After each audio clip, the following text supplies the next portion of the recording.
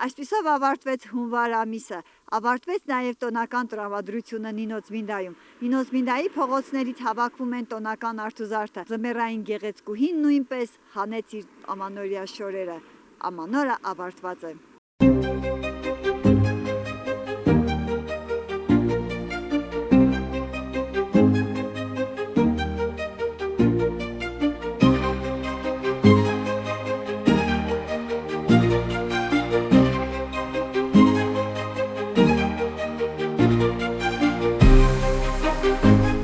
Ամեն տարի քաղաքը զարդարվում է հյուրովի։ Այս տարի եւս այն շատ գեղեցիկ էր։ Իսկ այսօր հունվարյան վերջին օրը իր հագից Նինոցմինդան սկսեց հանել տոնական հագուստը։